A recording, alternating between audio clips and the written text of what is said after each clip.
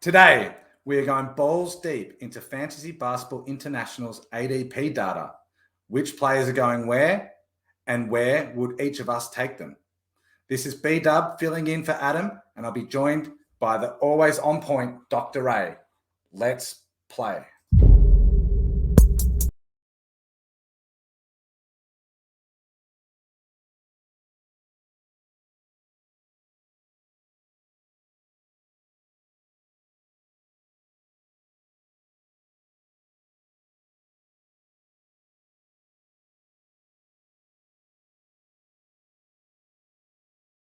All right, thanks for joining us today, and apologies for my lackluster intro. I'm definitely not Adam, and as much as I would like to be as smooth as him with his delivery, I just am not. As mentioned, we're going to be doing a bit of an overview of FBI's ADP data today. We'll see how many rounds we get through, and I'll be joined by the always on point Dr. Ray. Here he is. How you doing, mate? Hello. How are you? Yeah, not too bad. Just cranking out the pods. Adam's off on holiday in Europe. Don't know why he'd be going at this time of year, but maybe it's just what fits in with his schedule. He's going to Indiana, right? He's going to see the Pacers. Oh, he's definitely doing that, but he's actually doing two holidays this year. Oh, so he's in Europe first. First, he's in Europe with the family, doing the family thing. I think it's 2 or 3 weeks over there. Pretty sure he flew into Italy, and then he's going to various other. Oh no, flew into Paris. That's right, and then he's going to various other places around the joint. And then he gets back. He's home for like 3-4 days, and then he's off to the States and to catch the start of the NBA season. And I believe he's going to a bunch of sort of smaller market cities like Indiana, where he's going to be catching NBA games with one of his mates. So lucky boy is taking a couple of months off work. Well, how was your weekend? I'm from Indianapolis, Indiana. So if I was there, I could show Adam, I could show Kingy around the big city of Indianapolis, but I will probably not be there, although I am going there this weekend for a wedding. But I tell you, my weekend was good, uneventful. A lot of college football involved in my weekend. But I tell you what, I was noticing while you were pulling ADP data from the stratosphere, I was noticing that the NBA regular season starts less than a month from today. It's like 28 days or something. Oh yeah, can't wait. I can't believe it's that close. Yeah, I know. It's actually starting a week later than normally this year. But for some reason, this off season has felt really short. Don't think it's the drama, because it wasn't, even though we do have some interesting storylines, it wasn't the sort of drama-packed off season that we've had in the past. bdub, did you have anything to do with the music in the Balls Deep podcast intro? Yes, I did. Yeah, that was my sort of amateur production coming into play, and I so happened to just pick a song that I really liked and mash it into the intro there. Definitely has been receiving some good feedback, but of all the sort of musical clips that I've used for various things over the years, this is the one that's getting us all sorts of copyright strikes at the moment. Oh, really? Yeah. I've sort of contacted the artist just to explain, hey, we're not just playing your CD on our podcast, or that's a little bit dated. We're not playing your album on this podcast. It's literally 20 seconds. And also, I own all your albums, and I've seen you live 3 times, and I'm a big fan. And everyone keeps asking us, where does that music come from? We've got you're credited in the show notes. We're actually introducing people to your music. Why don't you just let us use it? So yet to hear back from him, but I have a story, a quick story. Yeah. There's a band over here called Explosions in the Sky. They're all instrumental band. They did all the music for Friday Night Lights, the TV show. They They're in a they're actually a pretty popular band. I play fantasy hoops with Mark Smith, who's in that band, and he and I had dinner the other night when they were here in Atlanta for a show, and there was a friend that my friend was with us, and Mark goes, "Have you heard the intro music for the Balls Deep podcast?" And she's like, "No, I haven't heard it." And he says, "You got to listen to this." And he gave her his phone, and she put it up to her ear, and she's like, "Oh yeah, that's pretty rad." He's like, "I love that." So if nothing else, Explosions in the Sky are big fans of the Balls Deep intro music. Maybe that'll help lessen the legal restraints that you are falling under right now. Yeah, well, let's hope he listens to this podcast. But it's actually an artist called Subtract, which is spelled SBTRKT, and the tune is called Wildfire, and I think it's a mashup with another singer called Little Dragon. So definitely worth seeking that one out on Spotify and having a listen, because it's been on my rotation for about 12 years. So that actually, there's no like copyright strike or anything along those lines. So they're perfectly happy for us to use the music, but it just means that you can't get any like ad revenue or anything along those lines. Not that we're pulling in huge bucks from ad revenue at all. It's actually quite the opposite. But it's just sort of nice to have something that's near and dear to your heart as the centerpiece of what you're sort of pushing out to people. Introduce people to music that you like sort of peripherally. But I wonder, Doc, how much I'd imagine, just based on the bands that you mentioned to Adam in a previous show, that hip hop isn't necessarily your number one genre. No, not really. I mean, I was an 80s hip hop guy, just the mainstream, regular old stuff that everybody else knew. I've never been a huge hip hop guy, but I'm certainly not opposed to it. I've got plenty of it on my playlist. But do you remember from the 80s and the 90s a guy called Kool Keith? Yes. So Kool Keith, he's still around and kicking. We used a Kool Keith snip from for Noah's intro. And if things don't go well with Mr. Subtract, it'll be Kool Keith for Balls Deep. Okay. All right. He's a guy I've actually got a relationship with, strangely enough, through stuff I used to do with NFT, or I'm still doing with NFTs. But yeah, long story short, we might have a bit more of a hip hop vibe moving forward if the good Mr. Subtract won't allow us to keep using his sampler's intro, which I really do want to stick with. I just like the sound of it, like especially with my headphones on and the computer. Like, it's just so heavy, bassy, and then this falsetto. It's pretty fun. I kind of dig it. Dominates. I do have some good backups that I've been working on. One of them may end up substituting in, so I don't have to keep jumping through hoops to get the pod up on YouTube. But having said all of that, we're here today to talk about the FBI ADPs. And I think what we'll do is we'll go through round by round, and we'll do that for the next 45 minutes or so, and we'll see how far we get. If we get through 14 rounds, great. I sort of suspect that we might not. So we might end up splitting this into 2 pods. But if we wanted to jump straight into round 1, this is probably the most pivotal round of your draft, but also potentially the least interesting in terms of having a chat. I think what we could do is just pick out a name or 2 each and have a little bit of a chat about it. So I'll get us started. Giannis has been going 8th overall with an ADP of 9.09. And this is through 75 FBI draft only. So it's a very healthy sample size. And I must say, with excellent drafters involved in basically every league.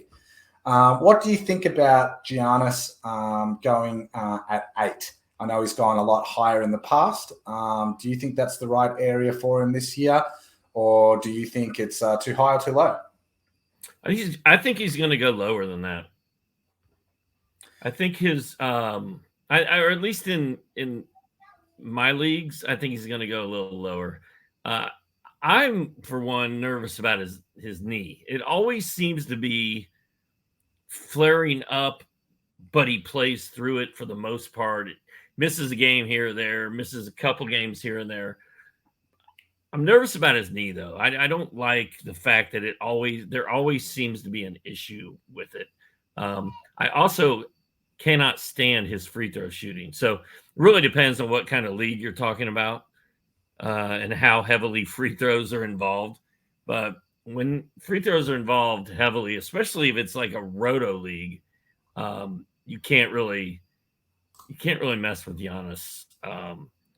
If it's a points league and free throws don't matter at all, and you don't care, then obviously, I take him in front of a lot of people. But just depends on what kind of league you're in as to whether or not you're going to draft Giannis. Yeah, I think that's a really great point. You have to obviously know your format. In a points league, for sure, Giannis is going to be much higher than he is going to be in a roto league, and head-to-head's kind of in the middle there. But I really do agree with your point about his knee. And in fact, if you didn't raise it, I was certainly going to raise it. And indeed, talking with Noah just now on his podcast, I also brought this up. We were talking about it in the context of Kevin Durant and Giannis, sort of comparing those two guys and sort of commenting that, Kevin Durant's always injured.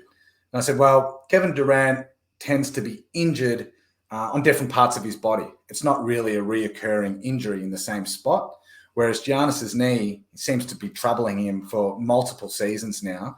And my understanding is that it's sort of like a degradation of the joint there. So not much you can really do outside of rest. But once that sort of cartilage starts to sort of break away, it's very difficult to repair it in a meaningful way. So, yeah, I tend to agree that Giannis is a bit more of an injury risk than others. And certainly taking Giannis as well tends to trap you into a bit of a points free throw build. As soon as we're done here, I'm going to start a Twitter called Giannis's knee. Yeah. And then just post on it. I'll probably make $0 off of that, but that's what I'm doing. Well, you're probably going to have ample content to post on that Twitter handle. I hope not. I hope he plays through it. I hope he's good to go. But it just makes me nervous. Well, on Giannis, since we're talking about him, I believe that he becomes extension eligible in the not too distant future, and he's recently been on a bit of a media tour saying something along the lines of, he's happy to stay in the Bucks, but he's not going to make any decision now. He's going to wait and see what front office does in terms of building around him. We've got Drew Holiday, who's going to be entering the last season of his contract, and he's said in the past that this probably is going to be his last season. He's obviously had some issues with his wife and so on in the past. He's sort of a bit of a retirement risk. You've got Brook Lopez, who's he's like 51 years old, right, Brook? Yeah, I was going to say he's almost as old as me. You couldn't see him sticking around for too much longer. Who knows? Chris One Leg Middleton. Yeah, who knows how he's going to be this year? So, do you think Giannis is a Bucks lifer, or do you reckon he's off to greener pastures in the next sort of 12 to 24 months? And do you think the Bucks would consider trading him? I have no idea. I thought Freddie Freeman was an Atlanta Braves lifer, but he wasn't. And it's just hard to tell what's really going on. We get the information they want us to know, but we don't really know what's going on. So I kind of think, based on everything you and I just said, where we basically just shredded the entire Milwaukee Bucks core with very little empathy or We were not very nice. Giannis knows that. Like, I don't know, man. I don't know. I think if I was Giannis, I'd be like, I'm gonna go out there and see what else I can get, because I've won some MVPs. I want to win. I want to win it all. I don't know. I just feel like, I mean, everything we talked about, Drew Holiday, Chris Middleton, Brooke Lopez, I kind of feel like that ship has sailed. Yeah, I reckon they've got, I mean, this season's a bit of a make or break for them. If they have a deep playoff run this season, he might sign on the dotted line and see what the Bucks can do to rebuild around him. So in that sense, it is an important season for him, and I do expect that he'll be putting his best foot forward, particularly with all the commentary he's been making this off season. Not that it's been a lot, but particularly given his comments, I do think that the whole organization will be pushing for a good regular season record. I don't know how the new coach will play into that, but I do think that they'll be trying his best. But I would be more inclined to take potentially a Kevin Durant, LaMelo Ball, even a Steph Curry ahead of Giannis, but that's just me. I'll actually move on to the next guy, and I'll nominate this guy. It's a doc favorite, Luka Doncic. His ADP is 3, with an ADP or average draft slot of 3.41 over 75 drafts. I know you love the guy, but feels a little bit high for me. What do you think? I think that's where he's going to go. I mean, I think there's people that don't like Luka. They don't like the whining to the officials after every single play. They don't like the missed free throws. They don't like the missed games. They just are tired of hearing about Luka. I'm not one of those people. I love hearing about Luka. I'm all in. The only guy I'll take in front of Luka is Jokic. And if I don't get Luka, and I took Luka at number 2, I think in the mock draft, the RotoWire mock draft I did a couple of weeks ago. I wrote about all this, by the way, in my mock draft column, the first basketball column ever posted on the new website, sportstopia.io. Me and some of my Roto World brethren are back together at Sportstopia, so that's happening. I got my guys column comes out tomorrow. We got sleepers and busts coming Thursday and Friday. It's like happening all at once. It's exciting. It's hot and heavy, and as well as the FBI stuff, people should also check that out. But I wrote about this, and I was like, I don't care about the first round. If I come out of the first round with either Luka, Shai Gilgeous-Alexander, or Tyrese Halliburton, I'm happy. If I don't get one of those 3 guys, I'm gonna be a little bit upset. Like, those are my guys. You pretty much need a top 5 pick, I reckon, maybe a top 6 pick to secure one of those guys. I think you need a top 5. Yeah. But back to Luka, I think for me, it did seem that he did have a bit of a niggling leg injury in the World Cup. Maybe that was just used to mask over their sort of maybe put their performance that probably didn't meet expectations. But more importantly than that, I think being on a Dallas team where they're pretty thin, that's sort of a bit of a red flag to me. They tanked the end of last season to secure the top 10 pick, where they took Derek Lively. And actually, their pick is also top 10 protected next season. So that sort of troubles me to a degree, in the sense that if they're hovering around, 7th, 8th, 9th in the West, and Luka, it doesn't look like they have an opportunity to really perform in the playoffs, they could just shut Luka down. And if they did do that again, it would come at the worst time for fantasy owners, being sort of right in the midst of that playoff area there. So on the same token, it also means that there's not necessarily anyone, not that there would be, but it's not like it has to share the ball with anyone other than Kyrie. So you're going to get absolutely maximum Luka when he's on the court. It's just a little bit of opaqueness about what's going to be happening toward the end of the season there, and whether the Mavs are planning to really push all the chips in. One more point on that is I think we're starting to get to the point where the questions are going to start coming more frequently about, well, what's Luka's future? We're not quite there yet, but he's coming up to his next contract extension. I think he's going to be eligible either sometime this year or right after the year finishes. And if the Mavs don't perform well this year, I think the buzz about Luka moving to another team is going to get really intense. So for that reason, I think the Mavs are going to be pretty committed to doing the best job they possibly can this season, which is probably a plus on the Luka side. Yeah, but they just don't have the tools, man. I mean, we just got done shredding the Milwaukee Bucks for what they have going on there, and then you look at this Mavs team, and it's bad. And to your point, I'm taking Luka.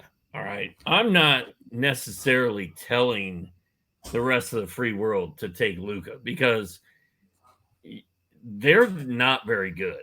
And the Mavericks, the whole tanking issue that you brought up is a huge concern. I mean, look at this starting lineup. Luka, Kyrie, we know that doesn't work, right? That's been proven. Tim Hardaway, Grant Williams, Dwight Powell. Maybe some Rashawn Holmes thrown in there. A lot of Josh Green. Some Jaden Hardy, sprinkled in. It's just not very good. Like all these teams have these three studs that they are building around, and the Mavericks just don't have that. And Jalen Brunson was there, he's gone. Kristaps was there, he's gone. Like Luka and his dad and his agent and his posse are not going to put up with this beyond this year. Like something has to change. Yeah, you really do think that they need another star on that team to really be competitive. But briefly, I think Kyrie and Luka didn't really gel that well together. I mean, I was watching games where it was almost like your turn, my turn, your turn, my turn. There wasn't a lot of offensive collaboration between the two. But with the whole off season and another whole sort of NBA season to work it out, they're two extremely talented players, and they really could put it together if they have a mind to do so. So I wouldn't completely write that combination off, but I'm also can see how it could go wrong in many different ways. A quick question to wrap up the first round: who do you think finishes with a better regular season record, the Dallas Mavericks or Oklahoma City Thunder? Thunder. I think so too. I mean, they're stacked top to bottom. Like I keep wanting to draft Jalen Williams, and maybe we'll talk about his ADP later. And people are like, well, why are you taking him, man? He's going to have to fight for the basketball with Chet Holmgren and SGA and all these studs they've got over there. Like I love the Thunder. I mean, I'm going to root for Luka and the Mavs because that's what I do. That's my squad. But I love what the Thunder have done. And, they tanked all those years and collected all those draft picks.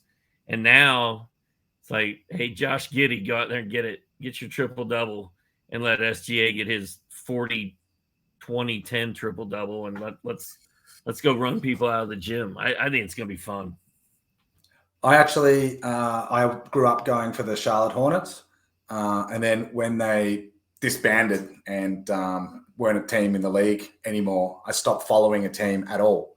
And that sort of has persisted through until now, where I really actually don't have an NBA team, but I'm edging very close to taking the OKC as my new team after sort of a 20-year hiatus.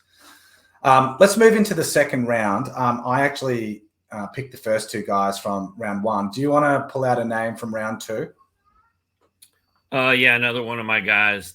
Well, it's actually a Jonas guy, but Jonas is my guy, so then I get to use his guy. So Jaren Jackson Jr., Memphis, ADP of 15.73. He went in the first round in that mock draft I keep referencing and talking about. Blocks, steals, threes, great free throw shooter for a big man. Numbers all the way across the board, low turnovers, and no Ja Morant for 25 games. So guess who's going to have the ball in his hands a ton? It's going to be JJJ and Desmond Bane. Yeah, absolutely. Those two guys are going to eat, particularly for the first third of the season. Interestingly, with Triple J, he was pretty solidly going around pick number 13. We obviously start these draft-only leagues in July, as soon as the playoffs are finished, even late June potentially. And he was going around 13, but over the last couple of months, he's been sliding. So while his ADP is his 15th overall in the FBI ADP at the moment, while he's at 15, that sort of indicates that he's been going more in that 17, 18, 19 range in recent times, because that would balance out his ADP of 13th from earlier. So he's definitely sliding down draft boards as opposed to moving up. So while I totally agree with what your analysis there, I would actually make another comment, which is there are other basketball ranking sites, Basketball Monster in particular, I'm thinking of, where once they've completed their projections and published them to the public, Triple J is not coming in, as a first round player or an early second round player. They've got him a bit lower, and I think that's coloring the way that people are drafting him. So if you are a JJJ believer, you certainly can get him in the first half of that second round. But I think if you don't snap him up in the second round, he's likely to go. Well, we also have to remember that Jonas and myself, and lots of other analysts from all over the place are just really now ramping up their NBA content. So the hoop hype train really hasn't left the station yet, because I know that a lot of times, like, when we were the big dogs in fantasy, if we came out and said something about a guy that was positive, you could feel the momentum and the heat, and people like, oh man, those guys over at that website really like this guy. And some people were probably like, oh, if they like him, I'm going to get out. I don't want that guy because I don't like those guys. But a lot of people are like, oh, if they're all in on Pokuševski, well, I better be too. So there's going to be a lot of movement coming up, especially in the next couple of weeks, I think, because I know that the three websites that I'm writing for, which are RotoWire, ESPN, and Sportstopia, like, we are really just ramping up our preseason right now. So like today, tomorrow, next week is when all the new information is really going to start rolling out. And I have a feeling the ADP stuff is going to start shifting possibly at that point. Then again, I could be giving all those websites way too much credit and nobody cares, and ADP will stay exactly the same. I don't know. I don't doubt that ADPs are going to move over the next 4 weeks. And indeed, like you said, they're going to move at a faster rate than they have been over the past couple of months. And there's definitely going to be guys that for one reason or another move up or move down. But I would say that I guess the drafters in the FBI that are participating in these leagues are pretty savvy as a general rule.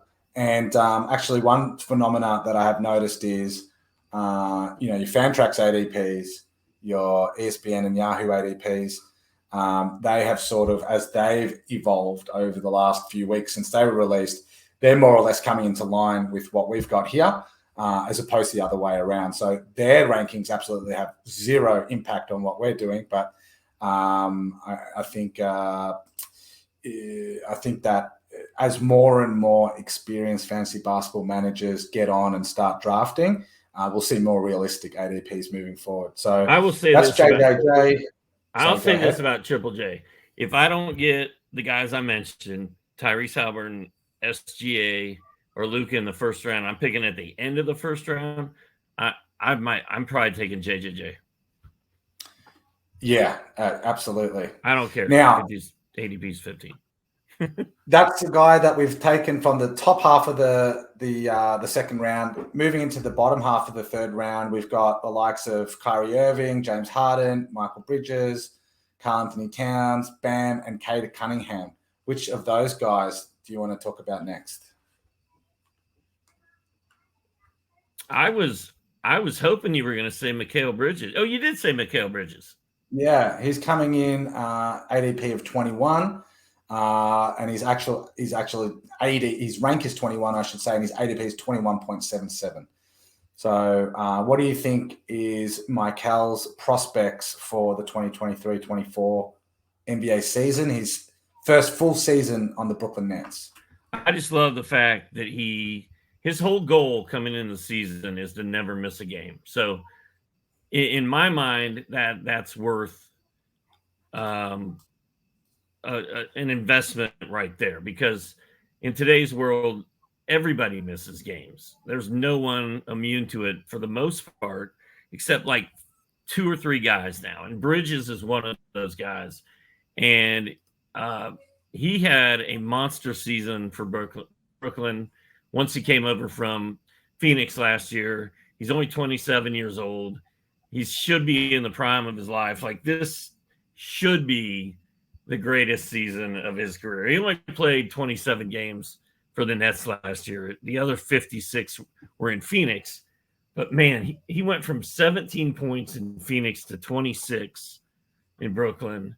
The rebounds were up. The three-pointers were up. Like, he did everything you could ask him to do. Shooting percentages were good. A steal a game. 0.6 blocks for a guy his size.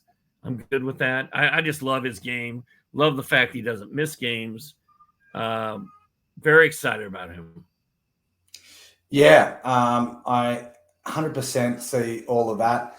He definitely stepped it up when he moved across to Brooklyn. It's a massive jump in points.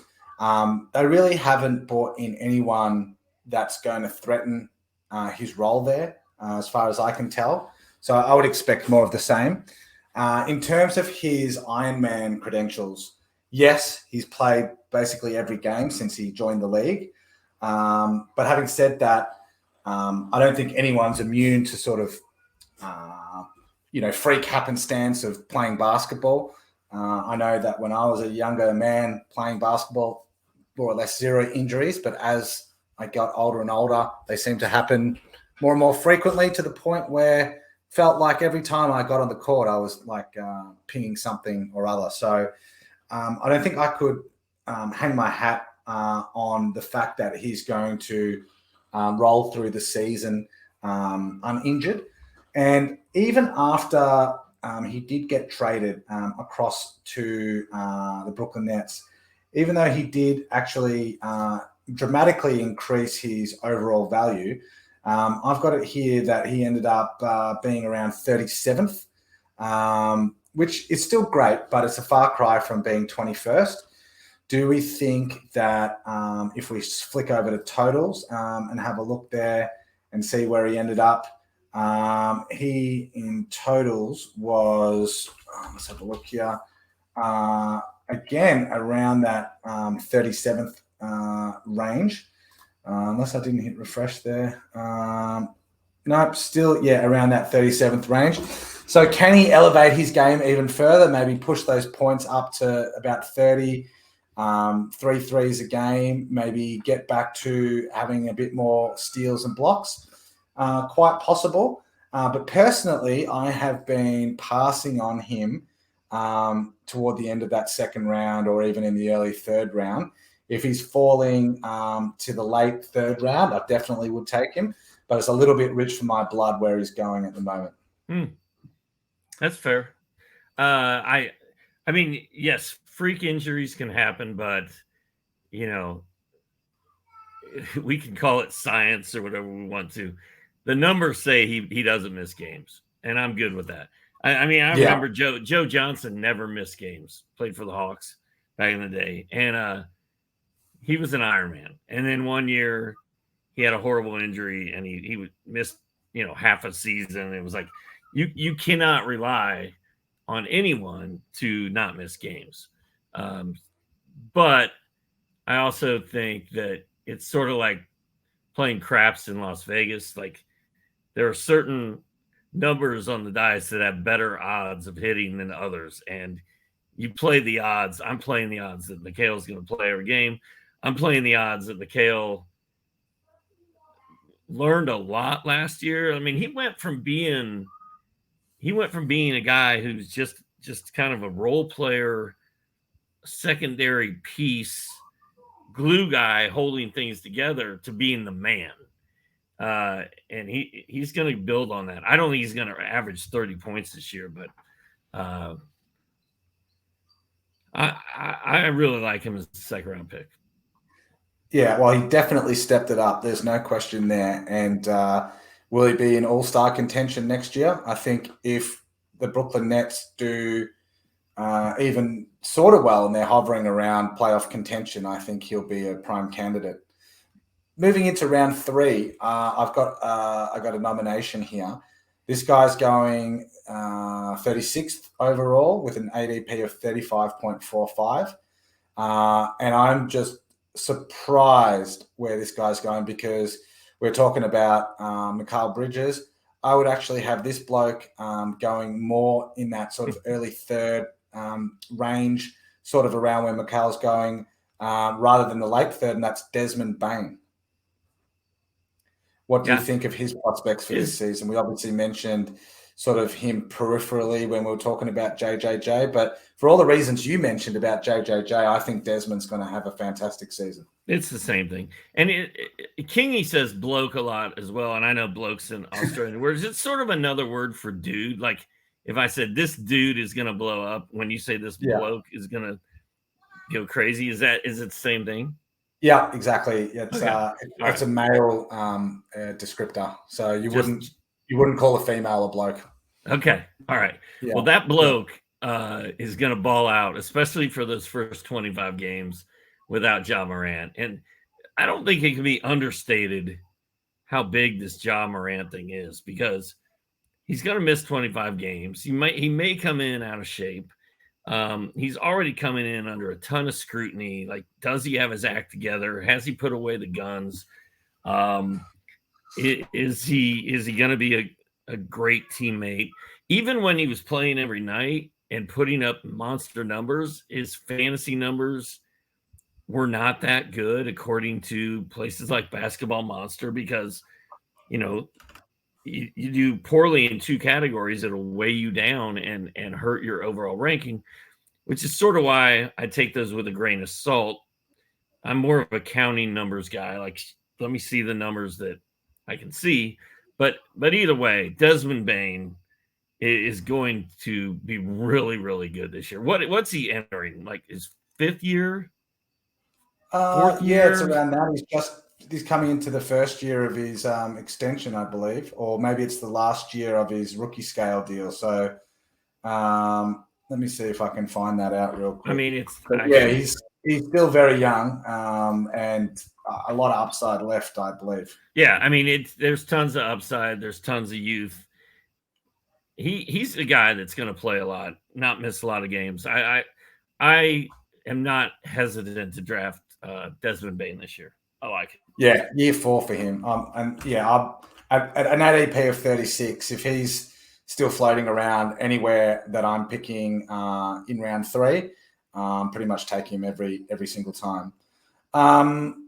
Look, I'm going to skip Wemby. I think he's been spoken about ad nauseum on many different pods, including this one. Let me choose someone else. And this guy is going right at the top of round 3. And I am totally comfortable taking him there, and that is Larry Markkinen. What do you reckon about Larry?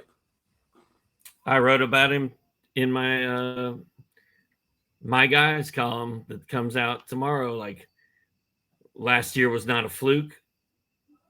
I thought it was going to be a fluke because you started hearing rumblings about Larry Markkinen for Euro. What's it called? Euro.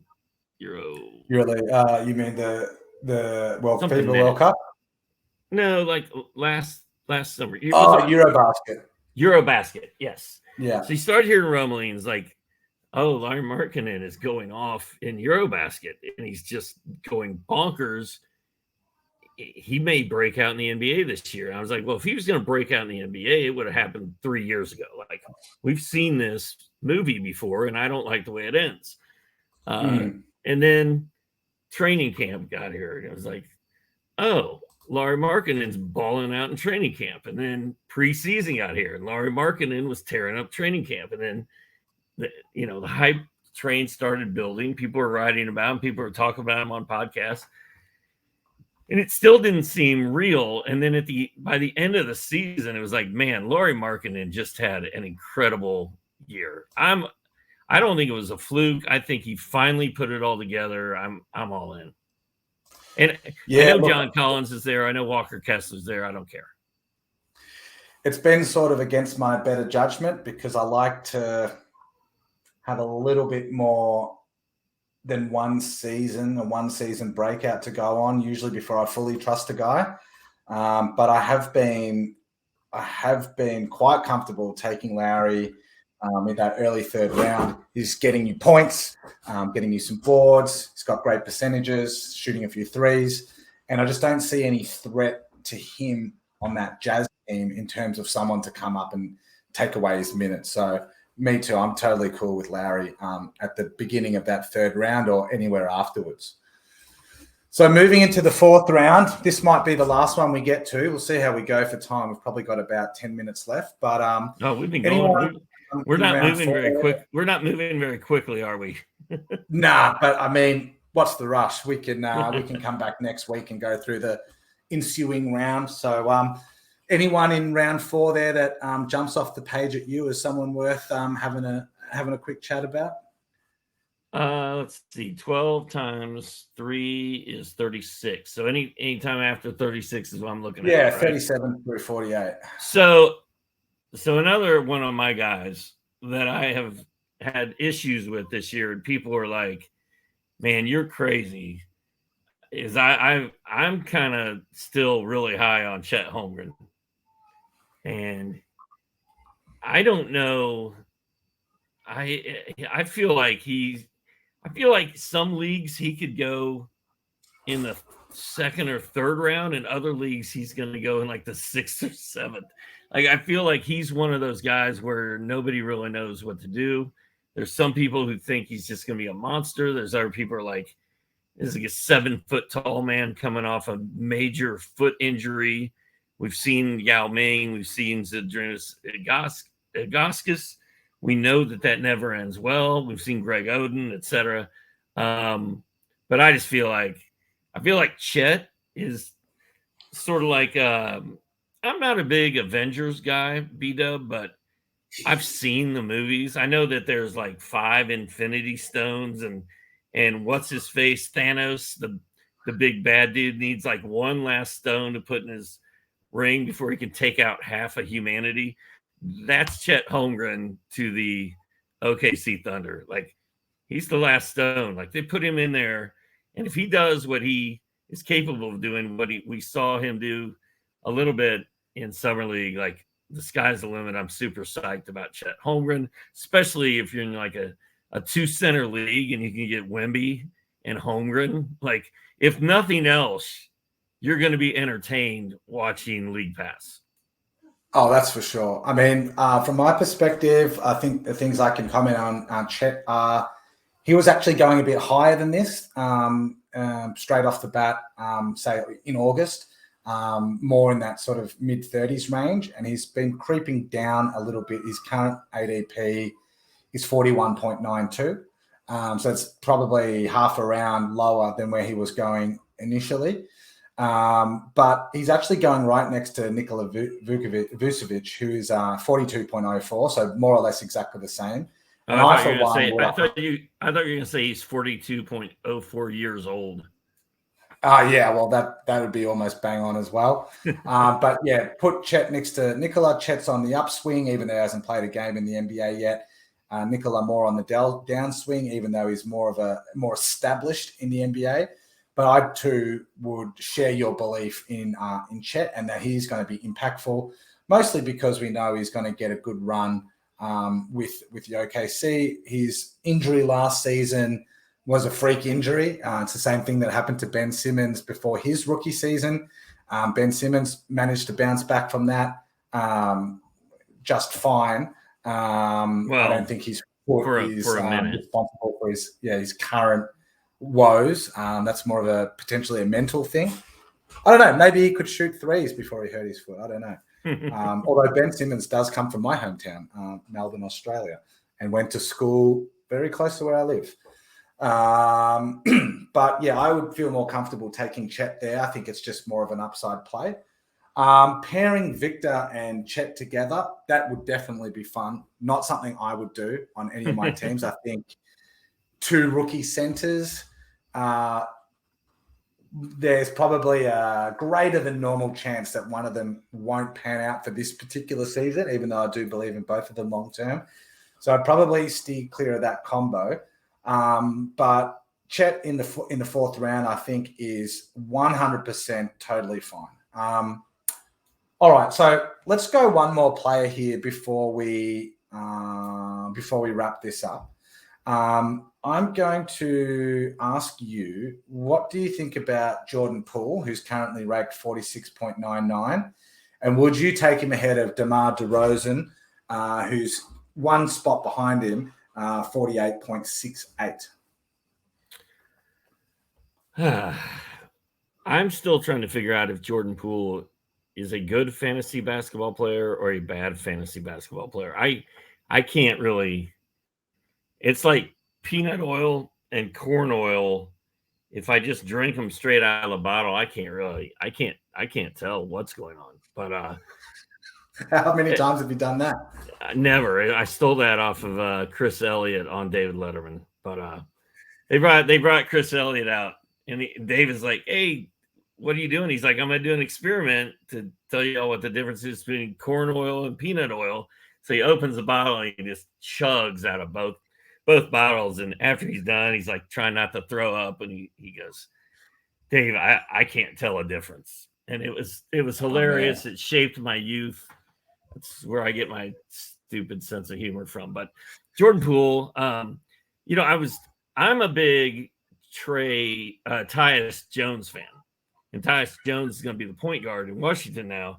And I wrote, if Tyus Jones can rip the ball out of Jordan Poole's hands long enough to pass it to someone else, we could be onto something there. So Jordan Poole is going to gun. Jordan Poole may lead the league in scoring. Jordan Poole is going to shoot threes, which DeMar DeRozan is not. That's why I'm taking Jordan Poole over DeMar DeRozan. But I still don't know if I want Jordan Poole on my team or not. I don't know. Well, as far as Jordan Poole goes, he was another one of these guys that had a completely different ADP before rankings from popular websites started to emerge. So he was squarely fifth round guy, sort of going anywhere in that 50 to 60 range, sometimes a bit later, sometimes slightly earlier, which is way higher than he's sort of gone in previous seasons, although he did have that one season straight after the good playoffs performance when Golden State won, where he was getting drafted sort of high, but not quite so high. So people had factored in, at that point even that he was going to the Wizards, he's going to get a lot of the ball, he was going to score a lot. But since those ranking sites and whatever have got out, they've got him like unbelievably high, I think, like, you know, third round player. So this ADP is sort of reflective of both of those two things. I think the community judgment where he's sort of about 60, ranked about 60, and then sort of the analyst judgment that he's sort of in that 30 range. He's sort of bang in the middle now at around 47. So, you know, not knowing what to do with him, I think that's sort of right. But the things that I can say is, one, definitely expecting him to score a lot of points. I think 30 plus points a game is definitely on the cards. How's he going to, what else is he going to add to that? So, you know, maybe he's going to improve his steal rate a little bit. He's not one for blocks. His free throw percentage is absolutely elite. I think he could be the leading free throw percentage contributor in the league as well. So there you've got at least two categories, free throw percentage and points, where he's going to be really elite. But then on the flip side of that, you've got two categories where he's going to be the opposite of elite. One is field goal percentage, where I think if you're taking Jordan Poole, you better have a plan on how you're going to deal with your field goal percentage or be punting it. And then turnovers as well. I think he's going to turn the ball over a lot. So me personally, don't care about turnovers, never have, don't factor them in whatsoever. So I wouldn't be realistically taking that on board. But I do think that he is more likely than not to outperform this ADP.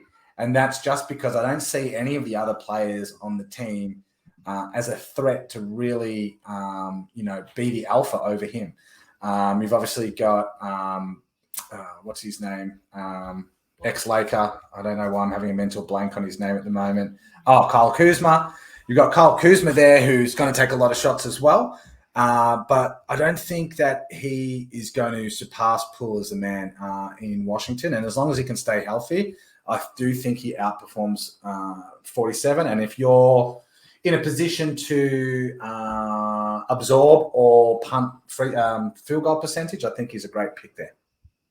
Well, and Denny Avdija, Daniel Gafford, this Washington team, bdub, is going to be horrible. Like, it's going to be really bad. And this reminds me of when I was a young kid growing up. George Gervin played for the San Antonio Spurs and was by far the best player on a horrible team. And he just made all-star team after all-star team, had the finger roll, had the cool Iceman poster, became one of the faces of the league and one of everyone's favorite cool players. Like, Jordan Poole is in that similar position because they're going to be really bad. So we'll see. I don't know if I'm drafting Jordan Poole. I'll tell you what, if it comes down to a coin toss between Jordan Poole and a guy like Zion Williamson, whose ADP is in that ballpark, I'm taking Jordan Poole all day. But if it comes down to like Şengün or Giddey or somebody like that, then I'm going to have to process and think about it. Well, we'll get into the Zions and the Giddies and the Şengüns of the world in the next episode, because I think we're right on time here. We've managed to get through 4 rounds. Spoiler alert, Zion ADP is 49.35, so he's only 2 slots behind Jordan Poole. But Doc, thank you for joining me today at my attempt to fill in for Adam. Hopefully it wasn't too grating for those listening.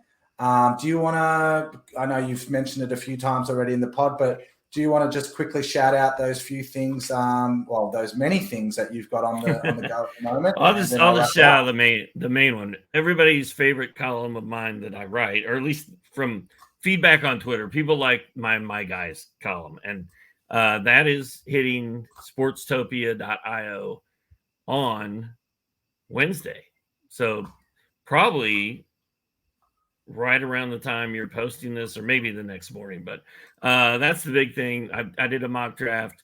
I'm writing for Roto World, ESPN, football and basketball for ESPN. And then the RotoWire stuff, a couple columns, Sportstopia, lots of stuff, potting 5 days a week. So I went from being retired for the last year and not having anything to do to being absolutely swamped. Which Well, is I, awesome. for one, am looking forward to reading and listening to all of that. And as I told you before we started, I have been doing so for years. So without further ado, thanks, Doc, for coming on today. I'll see you again here this time next week. And for everyone out there, follow us on Twitter, subscribe to us on YouTube, jump in our Discord server. The link's in my bio at Hidden Upside. Or you can get it from our website, www.fbibasketball.com. Thanks for playing.